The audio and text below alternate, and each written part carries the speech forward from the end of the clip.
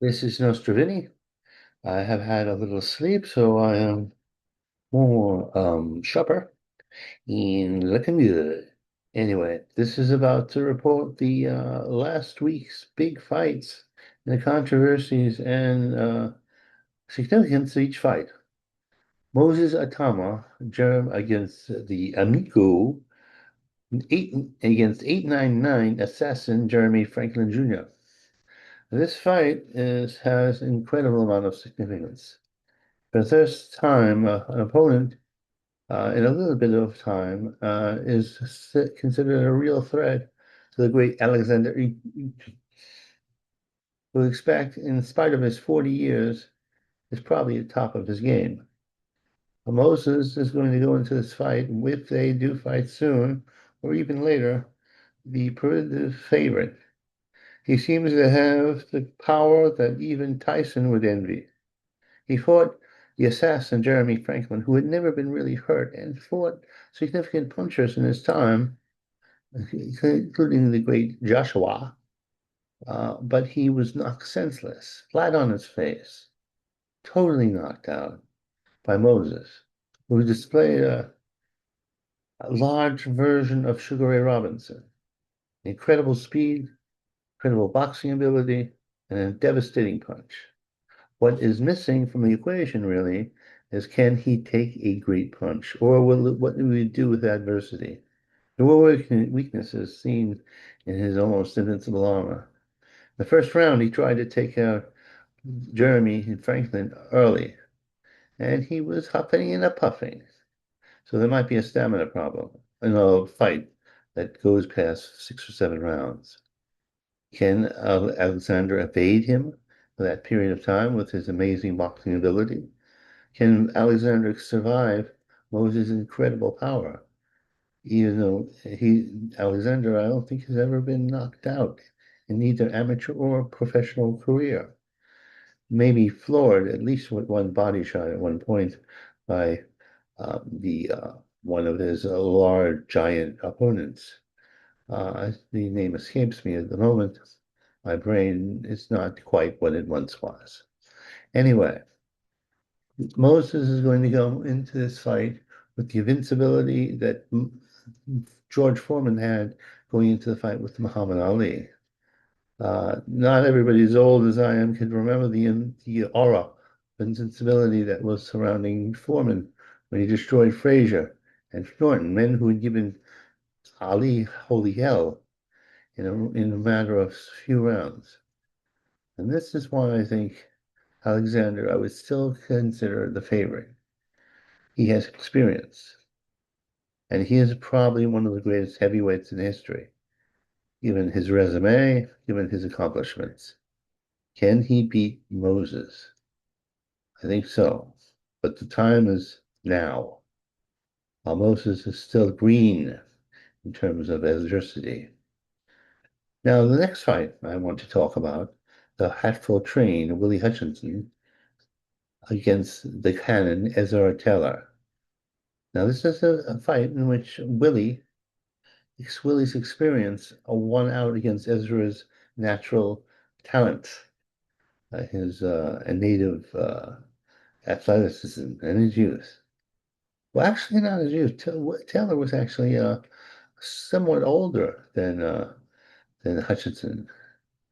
Hutchinson had been around for so long that he seemed older than he is. But in any case, the natural athleticism of Taylor did not win out. Willie was wild and nearly outboxing Taylor in every round, in spite of Taylor's athletic abilities. The danger man, Liam Davis, against Francisco Galliano. Liam, the dangerous one, was too much for Leonardo. Had his moments, but basically was outclassed. But he put up a good fight, did his best. But he was not he was no match for the great, uh, dangerous man, Liam Davis. Now, Dr. Steele top against Brad Pauls. Dr. Steele, the Newport Quest bomb, Brad Pauls. And now this was a battle between David and Goliath. Dr. Steele is 6'2", athletic, and a very, very good boxer. He was well ahead on points against the Newport bomb, was always a step behind, giving away height and uh, abilities, not abilities, but height and size and athleticism. But the bill man from Paul from Newcastle Bomb kept on coming. And eventually his experience pulled, he got him. He got him, he beat him. He got him in the last 2 rounds, hurt him badly bad, and then took him out. Uh, Now, who else? Nathan Henry's against Kusum the breadwinner maker, Whittabomb. Whittabomb? Yes, Whittabomb? Well, this was a fight I had wrong. I thought Nathan, who looks like something out of 1820, and of course comes into the fight with these sing-alongs of Delilah, a good puncher. But in one of them, the breadwinner, having no punch at all, I thought would be eventually caught up with. Well, he never quite caught up with Gruesome Winterbottom. Oh my God, what I do these names. Then Michael Gomez Jr. against my Michael Jordan Flynn. Michael Gomez Jr., the Irish Mexican, probably of mixed heritage, or is he embraced the Mexican culture? I'm not sure which. Um, was in a wild shootout with Mr. Flynn. Mr. Flynn, I believe I have this right, was knocked out within 2 rounds. Am I remembering this correctly?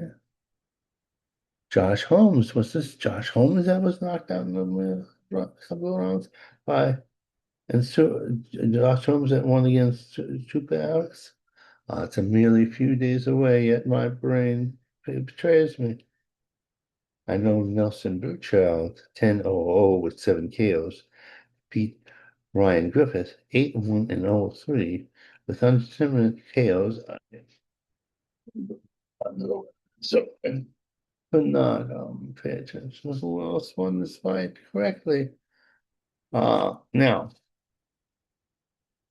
well, I look good. I do. Not like a man who's approaching 70 pretty soon. And it's no technological manifestation.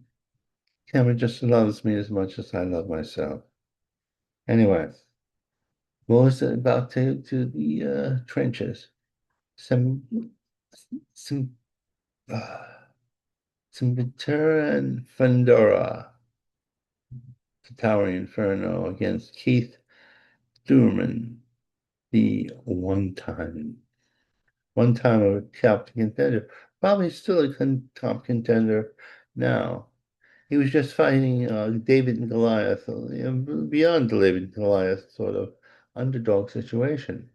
Um, the Goliath was the Towering Inferno, who is an amazing, freakishly 6'6" at I believe 140 or 147. He was just pot-shotting it to Keith, who couldn't get close and was trying to fight from the outside, trying to fight an outside fight for the man when you're 5'8" to 5'9". What he should have done is come in bobbing and weaving and working the body and making it into a shootout. But the Towering Inferno had a little too much power and was keeping at the end of his punches and actually can fight on the inside. Although Towering Inferno is not invincible, he has been knocked out by a man on the same card who was in a remarkable fight.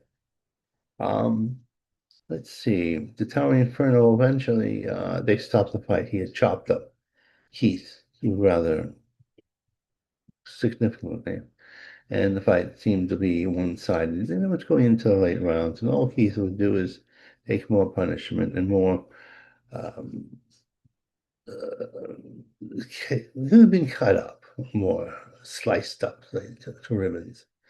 No point in having the fight go on. Anyway, Bandera Boo, Ines Tellez against Brian Medusa.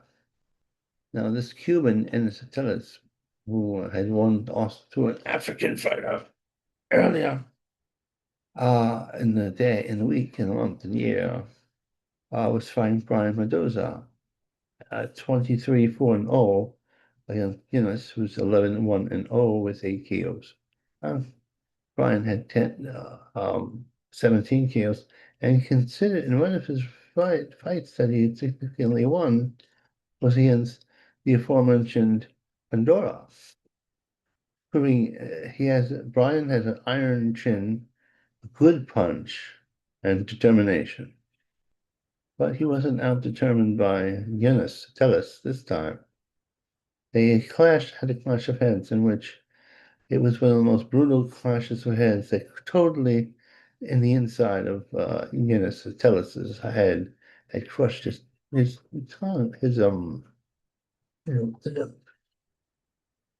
Tellus fought and didn't, he could have, in that point, made a no decision, but he didn't. What the man did was he gutted it up and he fought on. And he eventually outfought Brian and won a one-sided decision. Fight was close, mind you, but in each round, Tellis was one step ahead. Jonas Honduras against Terry Grisha. Grisha, Tellis had a 9-0 with 8 kills record, and it's like a freight train, a Cuban freight train going ahead to fight Terry Carisha, 24-5 and 1, 12 KOs. Carisha doesn't have the firepower to keep the Cuban off him. That was clear. He had only knocked out half of his opponents, and but he had never been stopped. He'd gone the distance with a great deal of fighters. Well, the Cubans stopped him. Cesar Navarro, this is one I was wrong in against the big Gillen Hunter Yan. 9-0 with 8 KOs against Caesar, who is 13-5 and 0 with 13 KOs.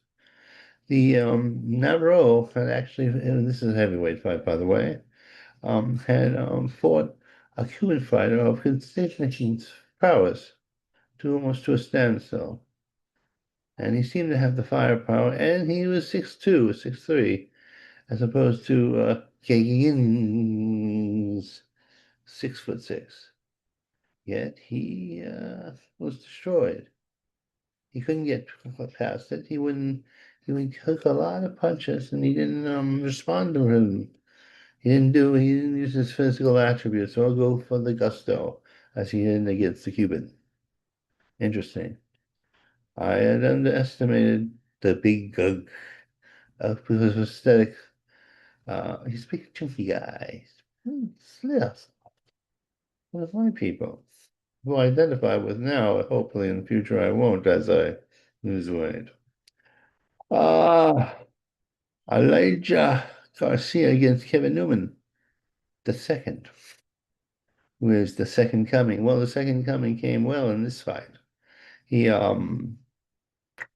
outfought Elijah Garcia, and he proved that Father Time doesn't always get old of us. Because Kevin's a little older, and Elijah's a younger man.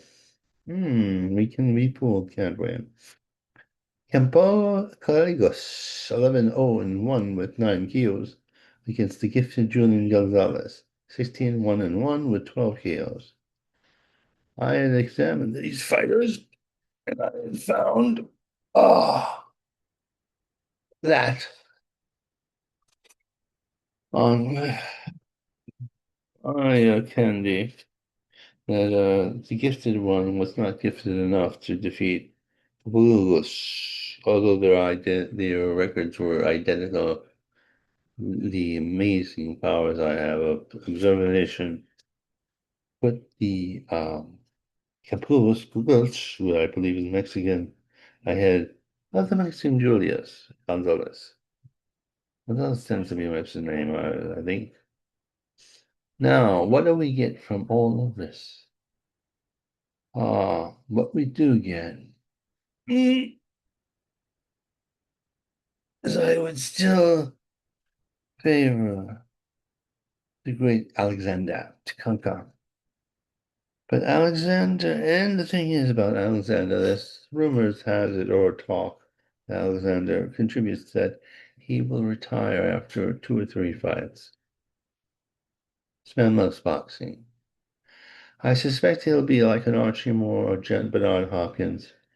He will fight until he no longer can fight. That's my prediction. Will that mean a battle against the powerful, almost supernatural powers of Moses? Perhaps. I imagine they will fight. I think Moses, we don't know how good he is yet. Tyson had a thick neck and a iron jaw. I'll tell you the truth, I never saw Tyson, and I'm old enough to know of seeing Tyson in my youth. I never saw him knock out a hard-chinned man like that. It's senseless, but what a knockout. What power. We'll see what we see. And I tell you, I underestimated the English. I thought it was all hype. Giving him the crown before he had won it. But this is heavyweight boxing. We'll see what happens when Moses takes it on the chin from a puncher. Anyway, I have to see if we can put this online. I'm looking good, yes. Oh, let's see. Oh, stop it. Machine, do not rebel against me. And here we go. Goodbye, all.